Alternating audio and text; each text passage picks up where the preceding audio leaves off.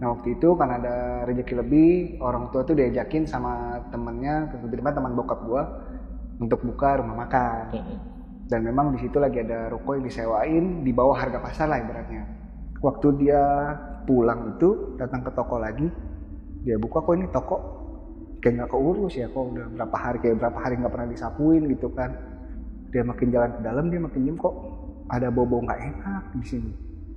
Kira dia mau nanyain ke si mbaknya ini, dia naik lantai 2 malah makin nyengat bau busuk. Nah itu dia ngeliat sumbernya ternyata dari toilet. Di kondisi di kamar mandi itu kan ada baknya bang ya. Di bak itu udah ngambang sih, udah ngambang dan si ibunya itu ada tergeletak di lantai. Kan gue kerjain PR tuh pakai meja kecil ngadep tembok. Itu udah ngerasa banget dia ada di samping meja gue, jadi kan mulai nengok pelan-pelan. Dan bener bang, dia ada di situ lagi jongkok. Tampilannya itu pucet, terus rambutnya tuh kayak orang habis mandi tapi nggak yang habis mandi banget, jadi kayak lepek tapi nggak basah banget. Badannya itu pucet tapi terus kayak ada bonyok-bonyok gitu, tapi bukan bonyok kayak bonyok busuk. Makin dia ngedeket itu gue ngerasain cuma langsung, aduh kok baunya nyengat banget nih, bau apaan sih nih. Terus akhirnya gue makin nengok, dia kayak mau ngejulurin tangan sambil ngomong, suami saya udah pulang belum?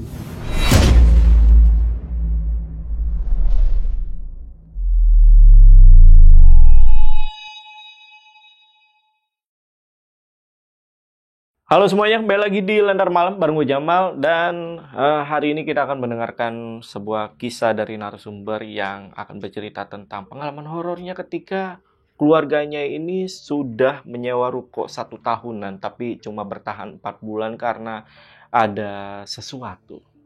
Nah, di sini udah ada narasumbernya namanya Mas Rian. Jadi kita langsung sapa dulu aja. Mas Rian, apa kabar Mas Rian? Baik. Baik ya Mas ya? Baik. Oke, ini Mas Rian ini keluarganya itu pernah nyewa ruko 3 lantai nih. Nyewa rukonya udah 1 tahun tapi cuma bertahan 4 bulan ya. Kenapa tuh Bang? Iya, soalnya karyawan pada nggak betah karena diganggu di sana bang. Oke. Bahkan bukan cuma karyawan tapi saya dan nyokap saya pun diganggu juga di situ. Jadi kita nggak lanjut sampai 1 tahun karena ternyata sebelum orang tua saya sewa pernah ada yang meninggal di ruko itu.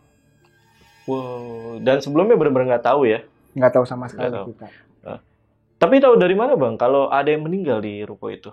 Ya jadi karena bokap tuh punya teman yang orang pintar lah, dan waktu itu dipanggil untuk sekaligus ngurusin ruko.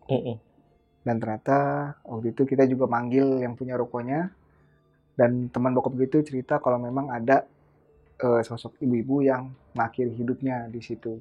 Sebelum mengakhiri hidupnya, dia sempat anaknya dulu yang baru berumur 3 tahun. Karena apa ini? Iya itu. Nanti untuk lengkapnya akan gue ceritain. Oke, kita digantung sama Mas Rian ya guys.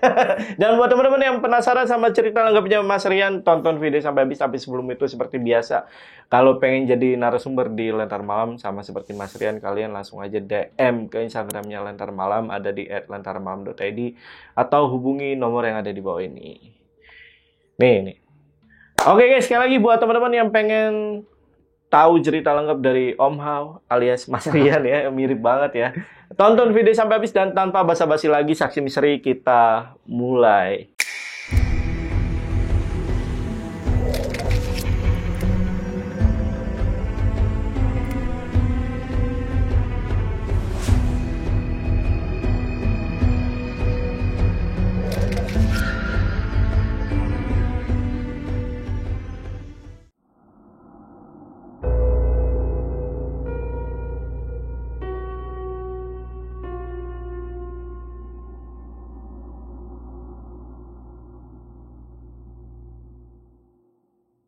Oke, jadi ceritanya kejadiannya di 2009-2010 bang. Waktu gue masih SMP.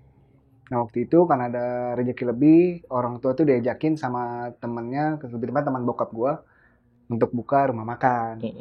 Dan memang di situ lagi ada ruko yang disewain di bawah harga pasar lah ibaratnya. Oke. Ya rukonya tuh ruko 3 lantai, terus ukuran kurang lebih 4x10 lah itu. Dan tipe rukonya tuh yang ngeplong aja gitu.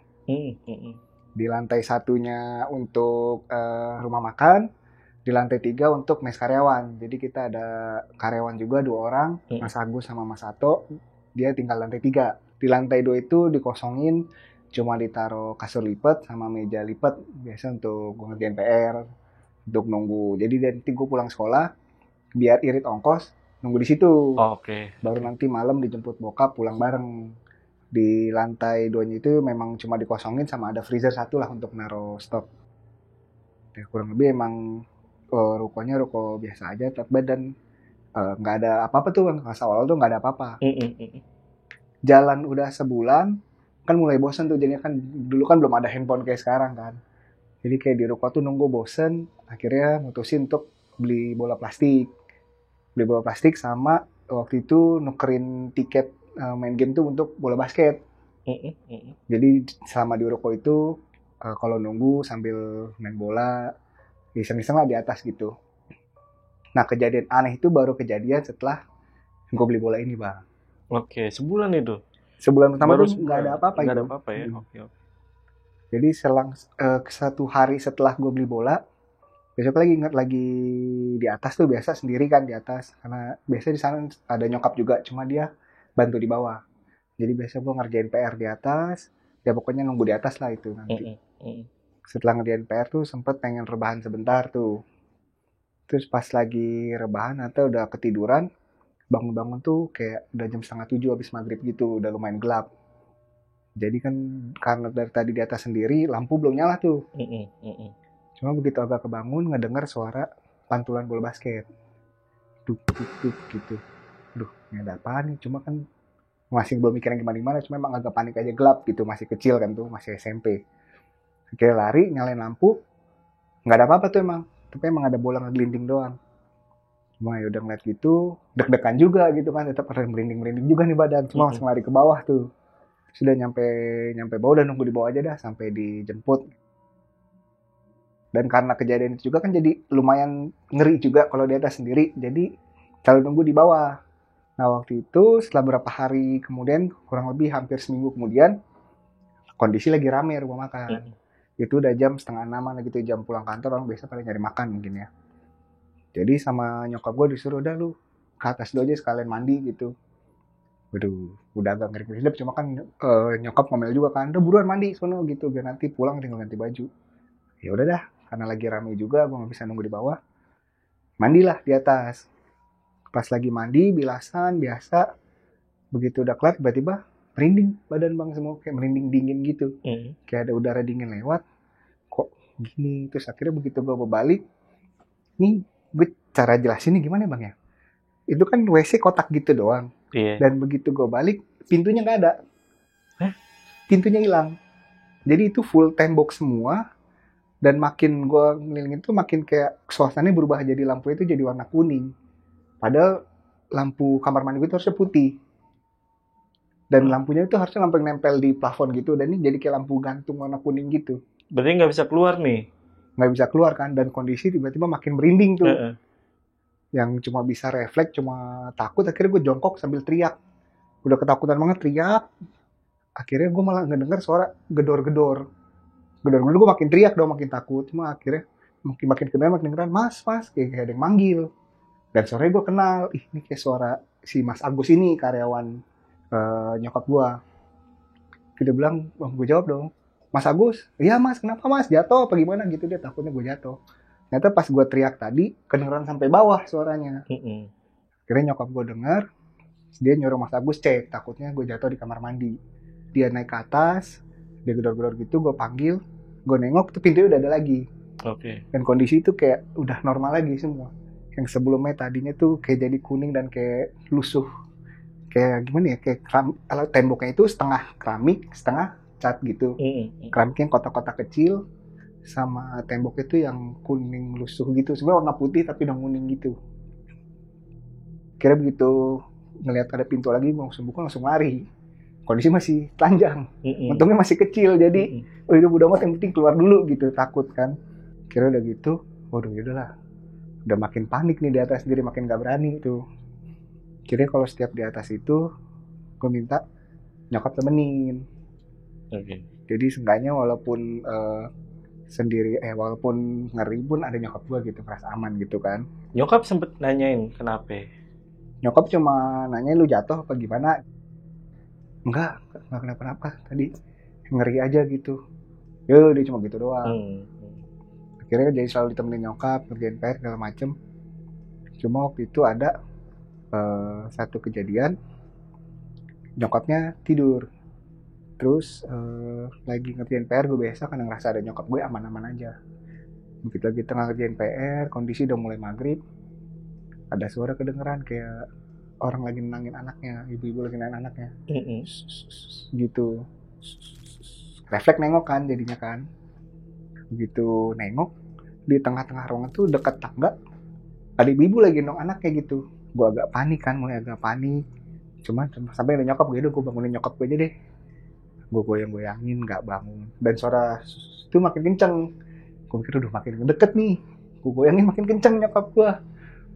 Gitu itu nggak nyadar tiba-tiba itu udah ngerasa banget dia ada di samping meja gue. Jadi kan gue ngerjain PR tuh pakai meja kecil ngadep ke tembok. Di sini kasur lipat, di sini nih dia sebelah kanan nih jongkok di samping meja gue. Gue lagi gini, aduh, mulai nengok pelan-pelan. Dan bener bang dia ada di situ lagi jongkok. Tampilannya itu pucet, terus rambutnya tuh kayak orang habis mandi tapi nggak yang habis mandi banget, jadi kayak lepek tapi nggak basah banget. Badannya itu pucet tapi terus kayak ada bonyok-bonyok gitu, tapi bukan bonyok kayak habis kayak bonyok busuk. Sama matanya tuh kayak agak celong hitam gitu. Dan dia lagi gendong anak, kondisi anaknya pun kurang lebih sama begitu, kayak pucet-pucet bonyok gitu. Dan mulutnya ngeluarin busa. Semakin dia ngedeket itu gue ngerasain cuma langsung, aduh kok baunya nyengat banget nih, bau apaan sih nih. Terus akhirnya gue makin nengok, dia kayak mau ngejulurin tangan sambil ngomong, suami saya udah pulang belum gitu. Dia ngomong pelan, nyantai banget, dia bilang suami saya udah pulang belum. Cuma karena saya ngeliat tangannya makin ngedeket, makin panik. Jadi saya merem teriak tuh. Pas lagi teriak, malah dikelepak langsung sama mama saya. Sama nyokap langsung, lu kenapa tiba-tiba teriak? Hah? Oh, enggak. Jadi terus kalau nyokap gue ngeliat ngerjain, ketiduran. Terus tiba-tiba teriak. Kaget lah dia. Pak lu kenapa tiba-tiba teriak? Oh, enggak kenapa-napa gitu kan. Nyokap kan juga penakut. Bilang, yaudah buruan kelarin, kalau belum kelar kita ngerjain di bawah aja lah. Dia pura-pura tenang tapi tetap ngajak ke bawah. Kira udah tuh kita nunggu di bawah.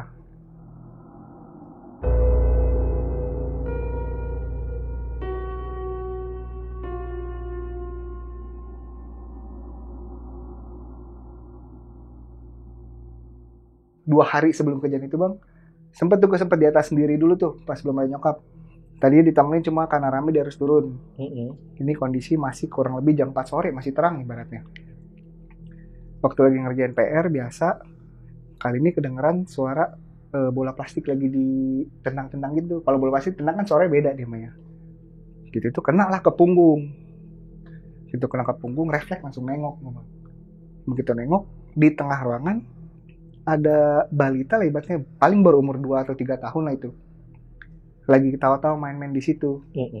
Begitu ngeliat gitu langsung bengong dong. Ini bocah dari mana gitu kan. Terus pas gue lagi bengong gitu, kedengeran tuh suara, sini nak gitu kan. Kayak ada ibu manggil anaknya. Suaranya datang dari dekat toilet ya. Gue langsung nengok ke sana. Jadi kan kalau toilet itu masih ada tembok dikitnya dulu tuh bang. Gue liat ada ibu-ibu kayak agak ngebungkuk, jadi setengah badan dong kayak mau gendong anak. Karena anaknya datang tuh digendong sama dia. Terus jalan ke WC. Pas dia jalan ke toilet, nyokap gue naik lagi tuh. Dia bilang, lu ngapain malah bengong, bukan yang ngerjain PR? Enggak, itu tadi ada yang ke toilet gitu. Ya gue mikirnya, oh ada tamu yang ke WC lantai 2 apa ya, padahal di bawah ada, ngapain dia ke atas. Begitu nyokap ngecek ke toilet tuh, kosong, pintunya terbuka gitu, kosong. Dia langsung manggil, udah kalau PR susah kita kerjain di bawah aja gitu. Karena kan emang dia juga takut. Cuma mau nenangin gitu, udah kalau belum kelar kita kerjain di bawah aja. Yaudah gue langsung setuju, langsung cabut tuh akhirnya. Gue makin ngeri jadi itu di atas bang. Kira setelah kejadian itu sempat ada kan karyawan gue ada 2, Agus dan Ato itu. Si Mas Agus ini harus pulang kampung 4 hari waktu itu dia. Pulang 4 hari. Jadi Mas Ato sendirian nih. Dia sih ceritanya ke teman bokap gue. Jadi dia cerita di hari kedua si Mas Agus pulang itu, waktu dia kan di lantai 3. Dia denger tuh suara bola, mantul-mantulan bola kayak bola basket gitu. Terus sama ada suara anak kecil yang kayak ketawa sambil larian gitu. Tapi dia tuh udah feeling ini nggak nggak mungkin orang, nggak mungkin temen bokap gue atau siapa, nggak mungkin, karena pintu rolling door dia yang pegang. Kalau sebelum dia kunci, semua orang udah keluar dulu, dia kunci dari dalam. Cuma waktu itu dia udah nggak mau turun tuh, dia udah nggak mau ngecek, yang dia pastiin nggak ada yang naik aja gitu. Dia nyetel, zaman dulu masih pakai MP3 yang kayak flash disk gitu, dia setelah MP3 kencang-kencang gitu. Besok paginya dia cerita ke teman bokap gue. Wah, teman bokap gue kan ya percaya nggak percaya gitu kan. Ya udah lu biarin aja gitu, lu ngapain masih mikirin gituan gitu. Kita izin, boleh nggak kalau misalkan dia ngajak temennya dah nginep di situ, orang daerah Ruko situ. Ya jangan lah, nanti ada barang hilang gimana lu tanggung jawab. Akhirnya karena nggak boleh juga, itu kan di hari kedua. Hari-hari berikutnya dia di lantai 1. Lantai 1 dan rolling door-nya pun dia ibaratnya ditutup setengah doang. Jadi di pikiran dia kalau emang tiba-tiba ada apa-apa dia kabur gampang. Cuma memang suara itu cuma dari lantai 2, nggak naik nggak turun, stay di lantai 2. Nah itu yang diceritain ke teman bokap gue. Balik ke pengalaman gue lagi, karena udah habis kejadian itu kan, jadi gue sama nyokap gue naik turun bareng tuh. Selang udah jalan 2 minggu kayak gitu terus. Adalah waktu itu habis ngerjain PR, gue lagi ngerjain PR nih. Di atas kondisi rame, ada nyokap gue di kasur lipat, ada si teman bokap gue lagi ngitungin stok di kulkasnya itu yang di atas. Ngerasa rame, aman, gue ngerjain PR. Kalau ngerjain PR, pengen rebahan bentar lah. Gue mikirnya rame kok. Jadi gue ketiduran dah tuh. Ternyata gak sadar gue ketiduran tuh sampai kurang lebih jam 7-an. Jam 7-an, kondisi memang lampunya udah dinyalain, tapi itu jadinya gue sendirian. Dan waktu kan tidur ngadep tembok, karena kan kasurnya nempel tembok tuh, gue ngadep tembok. Gue kayak kebangun, kok ini hidung nyium nyengat banget nih. Ini ada apaan dah gitu kan. Dan di nyampe gue tidur telentang ini kan. Makin kok baunya makin nyenget ya. Terus ngerasa ada netes-netes gitu kan. Nggak mau gue melek dong bang. Begitu gue melek, itu gue takutnya bukan main bang. Itu jaraknya beneran nggak nyampe 5 cm, ibaratnya hidung udah mau ketemu hidung lagi tuh bang. Ada sosok perempuan, bahkan gue nggak tahu dia melayang, dia tengkurap atau gimana, karena mukanya udah sedekat itu. Itu gue udah ketakutan banget, dan kayak itu ngeliat tetes-tetesan itu tadi dari matanya gitu, kayak ada air mata netes dikit-dikit, sama kayak di dahinya itu kayak ada darah netes dikit-dikit doang, tapi bukan yang kayak bocor parah gitu. Gue udah nge-freeze gitu, gue seakan kan mau teriak tapi kayak nggak keluar suara. Dan kondisi si sosok itu malah makin ngedekat nyamping gue. Dan dia ngebisik pelan, suami saya udah pulang belum? Gitu lagi dia suaranya. Begitu udah ngedengar begitu, udah makin takut dong gue. Di ibaratnya dia udah di samping sini, rambutnya pun udah kena ke muka gue. Gue tuh cuma mau teriak nggak bisa keluar suara, dan tiba-tiba kedengeran suara kayak anak kecil nangis, kayak suara bayi jatuh lah gitu, kayak nangis. Terus sosok itu langsung badan gue langsung enteng, gue langsung kebangun. Dan kondisi udah keringetan semua, masih was-was ngeliat kiri kanan, masih kayak mau gerak, gue takut juga. Itu tadi jarak itu udah beneran setengah nempel kali itu bang. Udah baunya, seremnya. Itu gue langsung lari ke bawah, langsung lari keluar, bahkan bukan ke bawah lagi, gue langsung lari keluar ke parkiran tuh, duduk di motor gitu. Dan nyokap gue ngeliat pun, dia nanyain gitu kan, lu kenapa gini-gini? Nggak kuat, nggak berani naik kan. Ya udah tunggu di bawah aja. Nyokap pun ngerti kan, dia juga takut kan. Akhirnya setelah nggak lama tuh jam 9-an bokap jemput. Ya mau nggak mau gue udah separah itu gue cerita ke bokap kan, ada kejadian gini-gini udah berkali-kali. Tanya juga si mami juga ngerasain kok. Bokap gue dengan entengnya jawab, makanya lu jangan kebanyakan main loh. Kok jadi jangan kebanyakan main, jadi kebanyakan ngayal enggak kan lu.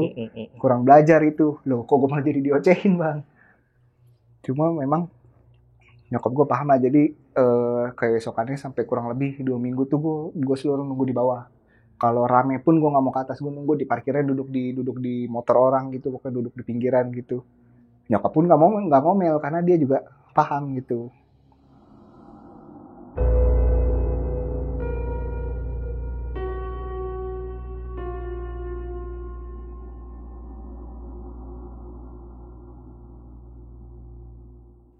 Singkat cerita, akhirnya setelah berjalan gitu kurang lebih 2 minggu, Ada tuh di satu hari Sabtu, kan kalau Sabtu gue nggak sekolah jadi gue di rumah. Bokap sama nyokap itu bareng teman bokap dari Bekasi. Itu jadi bokap tuh nelfonin dia, kayak kurang lebih dia orang pintar juga lah. Sekalian mau ngeliat ruko, sekalian mau bersihin ruko gitu kan. Dia panggil, mereka bertiga datang tuh ke ruko. Di situ gue belum diceritain apa-apa sama sekali. Memang pas hari Seninnya, waktu gue pulang sekolah, nyokap gue udah jemput di sekolah. Terus dia ngasih tahu, nih kita sekarang pulang naik angkot langsung ke rumah. Lu ingetin ya sampai salah naik angkot gitu kan, dia bilang. Naik angkot apa aja, biar nggak usah ke ruko lagi lah ibaratnya. Gitu, nyokap pun tahu lah ibaratnya ada apa di ruko itu. Oke. Yang pas di hari Sabtu itu, mereka tuh ngobrol-ngobrol, ternyata memang ada sosok di lantai 2. Sosok ibu-ibu sama anak kecil. Nah untuk biar clear lagi, bokap gue dan si temen yang dari Bekasi itu manggil si yang punya toko. Dan mungkin si punya toko tuh bisa juga tuh datang hari itu. Jadi nggak klarifikasi lah dari si orang pintar ini dengan yang punya toko. Jadi memang di lantai 2 itu pernah ada ceritalah si owner toko ini dulu sebelum dia sewain rukonya, itu dia buka usaha sendiri, dia ada jualan kayak plastik-plastik gitu. Oke. Dan dia punya satu karyawan sekaligus ART, dan memang punya anak kecil. Itu dia terima pun karena kasihan suaminya tuh kerja di dekat situ juga sebagai supir truk antar kota gitu bang. Jadi memang jarang pulang, dan kalau ngontrak mereka berat di dana kan, harus bikin anak juga. Jadi mau nggak mau yaudah nggak apa-apa nih, diterima sama dia tinggal di situ. Anaknya pun emang baru masih balita ibaratnya, baru umur 2 tahun atau 3 tahun waktu itu. Oke, lanjut lagi. Si owner ini memang cerita waktu itu dapat kabar nggak enakin dari suaminya si karyawan ini. Suaminya ternyata si supir truk ini dia punya istri lagi di kampung. Dan istrinya yang di kampung itu hamil. Akhirnya mungkin karena dia udah nggak pernah ngasih biaya ke istri yang di ruko ini, makin stres lah itu dia tuh. Dan suaminya pun jadi nggak pulang-pulang. Si yang punya toko nih tahu ngeliat nih dia sedih nih, cuma emang mau gimana lagi gitu kan. Nah waktu itu ada satu kejadian, si owner tokonya ini harus liburan keluarga selama 4 hari. 3 hari 2 malam deh waktu itu. Cuma dia nutupnya 4 hari biar langsung masuk hari Senin. Waktu dia pulang itu datang ke toko lagi, dia buka, kok ini toko kayak nggak keurus ya, kok udah berapa hari nggak pernah disapuin gitu kan. Dia makin jalan ke dalam, dia makin nyium kok ada bau nggak enak di sini. Kira dia mau nanyain ke si mbaknya ini, dia naik lantai 2 malah makin nyengat bau busuk. Nah itu dia ngeliat sumbernya ternyata dari toiletnya waktu itu kondisinya lagi kunci, diketok-ketok nggak ada suara segala macem. Kira mau nggak mau karena udah curiga juga baunya begini, didobrak lah sama mereka. Waktu didobrak itu, di kondisi di kamar mandi itu kan ada baknya bang ya. Di bak itu udah ngambang sih, itu anaknya udah ngambang, dan si ibunya itu ada tergeletak di lantai. Kita pertama juga bingung kok bisa gitu, cuma setelah dicek itu si anaknya itu sudah meninggal duluan, dalam arti sudah diinin duluan. Ternyata ibunya itu udah anaknya mungkin pakai obat nyamuk atau gimana. Dan si anaknya udah membiru dan udah berbusa semua mulutnya. Dan si ibunya itu kita juga bingung, kita mungkin mikirnya pertama kekunci di kamar mandi segala macam, tapi setelah dicek memang ada bekas di lehernya. Jadi asumsi dari mereka adalah mungkin karena setelah berapa hari ditinggal di situ, yang tadi si ibunya di plafon, dia mungkin rubuh, jatuh, dan kepalanya ngebentur ke baknya juga. Jadi makanya kayak ada bocor-bocor dikit. Dan kondisinya memang udah mengasah membusuk di situ kan, udah berhari-hari. Gitu akhirnya. Tapi memang ya, ke guanya pun mereka nggak cerita full gimana-gimana, karena waktu itu masih kecil juga. Itu pun gue baru tanya belum lama ini ke nyokap gue, sebenarnya waktu itu ada apa. Cuma nyokap gue jadi takut juga, jadi dia ceritanya kurang lebih begitu. Tapi masih inget tuh ya. Dia mau dibilang mau ngelupain juga ngebekas juga gitu, karena dia ikutan digangguin. Mungkin pun dia ada yang digangguin tanpa gue tahu, mungkin ada juga. Cuma ini itu tadi yang full gue digangguin di situ. Tapi setelah dipanggil orang pinter itu selesai, maksudnya nggak ada gangguan lagi? Kalau untuk selesai atau enggaknya gue kurang tahu, tapi memang kita yang harusnya sewanya 1 tahun, kita 4 bulan udah stop. Jadi udah nggak lanjut di situ. Mungkin memang si teman bokap gue yang orang pinter ini nggak bisa mengusir atau gimana, jadi kita mutus untuk cabut aja. Dan untungnya si owner rukonya ini pun paham gitu. Oh ya paham, ya udah, jadi kita 4 bulan udah nggak lanjut lagi. Harusnya setahun jadi 4 bulan aja. Tapi penyebabnya ketika nyokap bokap itu udah nggak mutusin untuk lanjut itu karena itu aja atau ada dasar lain? Kalau misalkan kayaknya karena itu aja, karena kalau dibilang untuk masalah profit itu lumayan rame di situ. Cuma kita mutusin gitu mungkin karena nggak cerita langsung gue, mungkin karena gue yang paling digangguin, entah ada tujuan apa ke guanya, gue juga nggak tahu bang. Nah, itu mereka nggak mau cerita, mungkin ada yang membahayakan ke guanya kah, makanya gue dari hari Seninnya pun langsung disuruh udah jangan ke ruko lagi, belajar naik angkot pulang langsung ke rumah gitu. Takutnya memang mungkin gue diincar karena untuk satu hal, gue kurang tahu, mereka nggak mau cerita. Sayang ya orang tua lo. Sama lo iyalah, banyak loh anak-anak broken home. Iya. Walaupun waktu cerita malah diocehin. Anak-anak Genji sekarang broken home mulu. Nah, untuk jarak berapa lama dari kejadian yang anak dan ibu itu meninggal sampai akhirnya orang tua lo sewa ruko itu? Oh, itu jalan itu nggak nyampe 2 tahun sebelum, mungkin 1 tahun 10 bulan sebelumnya. Jadi selama 1 tahun 10 bulan itu ruko kosong. Dan memang waktu gue sewa emang kita yang renov dikit gitu. Dan usaha owner sebelumnya itu kan yang tadi plastik itu tutup karena itu kejadian itu. Tutup karena itu. Jadi memang sepertinya si ownernya pun sudah diganggu lebih dulu. Cuma makanya waktu kita pas sewa pun kok ini dibandingin ruko-ruko lain ini di bawah pasaran nih harganya nih. Dan memang waktu itu si ownernya bilang ya karena harus renov lagi, jadi gitu udah gue kasih diskon biar lu yang renov gitu. Jadi sih ngomong waktu itu begitu. Tapi memang nggak laku-laku, jadi keluarga lo yang jadi orang pertama tuh? Iya, setelah kejadian itu keluarga gue yang pertama kali sewa. Oke. Nyokap benar-benar nggak ada cerita apapun soal kejadian di sana gitu? Mungkin yang pernah dia ceritain sih cuma memang dia cuma sempat bilang doang, iya ada tuh di toilet, cuma ngomong gitu doang. Dia nggak mau jelasin dia ngeliat apa, dia yang penting yaudah kita turun aja yang penting gitu. Kalau Mas Agus tuh? Mas Agus yang diceritain ke teman bokap gue itu dari Mas Ato aja sih. Sebenarnya mereka pasti sering digangguin juga nih, karena si Mas Ato juga beberapa kali cerita yang kayak waktu si Mas Agus mandi pernah juga tuh dimatiin lampunya. Dikirain tuh si Mas Ato, ternyata Mas Ato lagi di bawah. Menyerupai gitu ya? Menyerupai gitu. Cuma memang itu kejadiannya kalau dia lagi mandi di lantai 2 aja. Dan mereka akhirnya tuh maunya ganti-gantian aja di lantai 3 mandinya. Tapi terakhir ruko masih ada rukonya? Kalau lo lewat gitu? Ruko masih ada.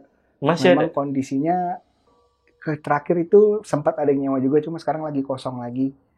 Dan kondisinya memang sekarang cuman kayak jendelanya pun udah pada kusam gitu.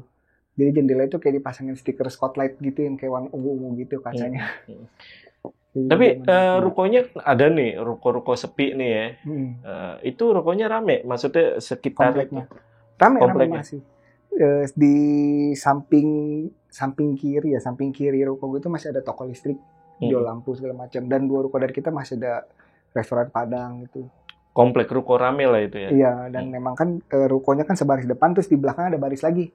Nah yang belakang itu masih banyak kayak gudang-gudang furniture, gudang gitu. Jadi memang tadinya si sopir truk itu kerjanya di belakang. Dia tuh ngirim bolak-balik Surabaya ke Malang gitu dari si gudang belakang itu. Tapi sopir truk itu masih ada? Sopir truk itu masih ada kemungkinan, karena nggak pernah dikontak juga sama si ownernya pun. Dia pun nggak tahu kontak si sopir truk itu. Yang terakhir dia tahu tuh cuma dia punya istri lagi di kampung dan sudah hamil, dan udah hilang kabar gitu aja. Hilang kabar gitu aja. Mendadak gitu aja. Oke. Nah, terakhir Mas Rian, kalau ada pesan untuk teman-teman yang apa ya, mengenai cerita tadi Mas Rian, bolehlah pesan sekaligus. Mas Rian ini juga punya podcast ya, podcaster juga, yang khusus masih di Spotify aja ya. Spotify, baru Spotify. Apa nama channel Namanya Spotify? kita di Diskusi Dua Alam. Diskusi Dua Alam. Nanti linknya gue taruh di deskripsi. Nah, pesan dulu nih ke teman-teman nih. Oke. Boleh. Paling kalau misalkan pesan dari gua, kadang memang kita juga harus tahu latar belakang suatu tempat gitu kan. Betul. Biar kita pun bisa tahu bertindak harus bagaimana. Biar apakah kita ngelakuin batas atau enggak gitu kan. Karena kan sesungguhnya kita hidup berdampingan. Gitu. Jadi biar saling menghargai aja gitu. Nah, oke. Itu tadi ya pesan. Dan jangan lupa untuk mampir ke channel Spotify-nya Mas Rian, ada di Diskusi Dua Alam. Oke guys, untuk video kali ini gua rasa cukup. Gua Jamal dari Lentera Malam dan Mas Rian izin pamit. Bye.